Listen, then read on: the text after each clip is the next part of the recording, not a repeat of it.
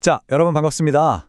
오늘 이 해설 시간에서는요, 우리를 둘러싼 굉장히 복잡하고 압도적인 이 지정학적 현실을 과연 어떻게 우리의 생존과 번영을 위한 강력한 전략 플레이북으로 바꿀 수 있을지 한번 파헤쳐 보려고 합니다. 우리가 살고 있는 세상의 지정학, 이거 뭐 교과서에나 나오는 옛날 이야기가 아니잖아요? 당장 내일의 경제, 그리고 우리 안보를 결정짓는 아주 생생한 현실입니다. 자, 그럼 지체 없이 바로 들어가 보죠. 지금 눈을 감고 머릿속으로 지도를 한번 쫙 펼쳐보세요. 그리고 한번들을 중심으로 시선을 한번 돌려보는 겁니다. 서쪽, 동쪽, 그리고 저 위쪽, 북쪽까지요. 뭐가 보이시나요? 단순한 땅과 바다가 아니죠. 문제 그대로 세상을 쥐락펴락하는 거대한 힘의 덩어리들이 우리를 떡하니 둘러싸고 있는 게 보이실 겁니다. 그래서 오늘은 이 6가지 핵심 단계를 짚어볼 건데요. 피할 수 없는 지정학적 현실부터 시작해서 완충국에서 균형자로의 전환, 칸막이 전략, 대만 위기 시나리오, 경제안보, 그리고 강함보다 아름다움이라는 비전까지 쫙 한번 훑어보겠습니다. 냉혹한 지리적 현실에서 출발해서 미래를 우리 손으로 통제하는 마스터 플랜으로 넘어가는 여정입니다. 첫 번째 파트는 피할 수 없는 지정학, 바로 이 냉혹한 지리적 현실입니다. 강대국들 사이에 딱 갇혀버린 전성국가, 이 바꿀 수 없는 현실에서 먼저 출발해 보겠습니다. 우리의 지리적 위치는요, 나라가 처음 생겨날 때부터 아예 못이 박혀 있었습니다. 수천 년 동안 단 1m도 바뀌지 않았죠. 서쪽에는 14억 인구의 세계 2위 GDP를 자랑하는 중국이 버티고 있고요. 동쪽에는 엄청난 경제 대국이자 미국의 동맹인 일본, 북쪽에는 세계에서 가장 땅이 넓은 데다 해까지 가진 러시아가 있습니다. 대륙 세력과 해양 세력이 마치 십자포화를 쏘듯 교차하는 이 위치, 역사적으로 볼 때 이리저리 치일 수밖에 없는 정말 불안정한 완충국이었다는 걸 뜻하죠. 근데 여기서 진짜 재밌는 게 뭔지 아세요? 이런 지독한 지정학적 트라우마를 겪은 나라가 세상에 우리뿐만이 아니라는 겁니다. 지구 반대편 유럽 지도를 한번 펼쳐서 프랑스를 볼까요? 전통적으로 엄청나게 강력한 육군을 가진 독일, 그리고 바다를 지배하던 막강한 영국, 그 사이에 꽉 끼어있던 과거 프랑스의 모습이 딱 보일 겁니다. 결국 지정학이라는 게 한 나라의 뼈대를 어떻게 만드는지 이 표가 너무 잘 보여줍니다. 두 나라 다 양옆 강대국 사이의 완충국이었잖아요. 밖에서 자꾸 때리니까 살아남으려면 어떻게 해야겠어요? 안으로 똘똘 뭉쳐야죠. 그래서 필사적으로 강력한 중앙집권 체제를 발달시킨 겁니다. 하지만 현대에 와서 스토리가 확 달라져요.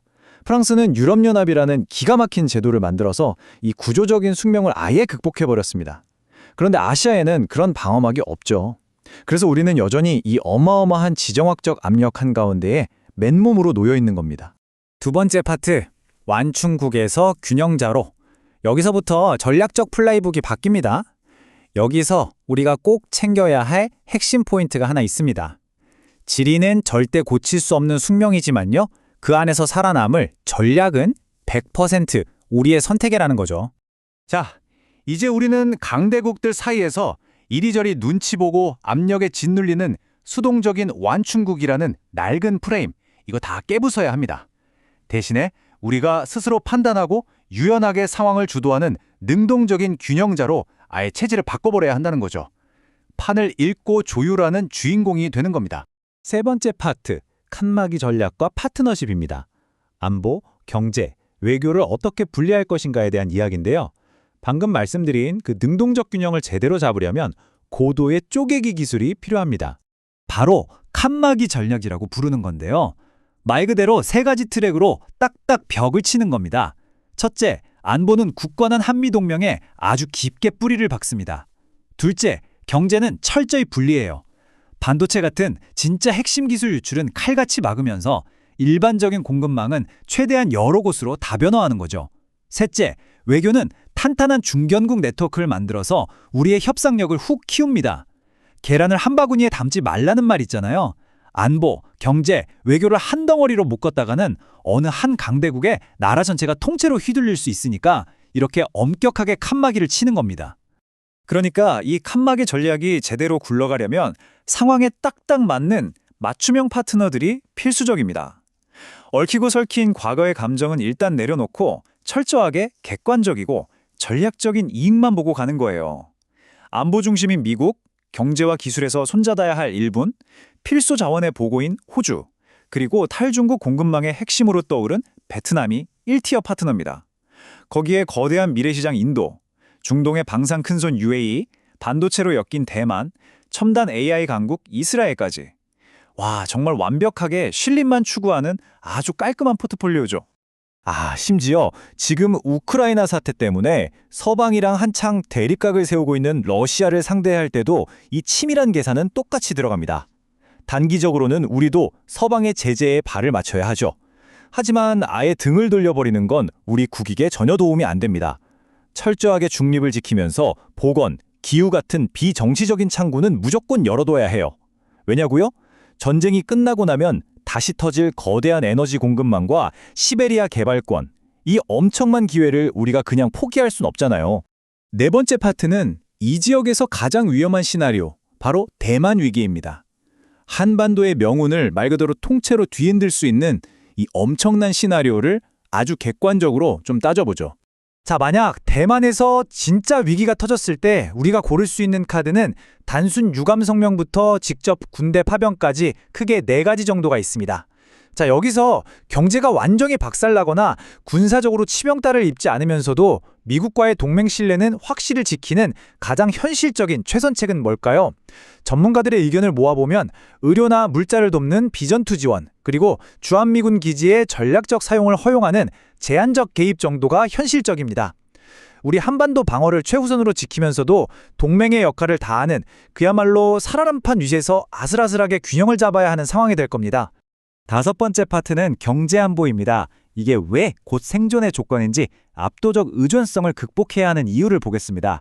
우리가 앞서 본 대만 위기 같은 걸 왜 그렇게 두려워할까요? 그건 바로 경제로 직격탄이 날아오기 때문입니다.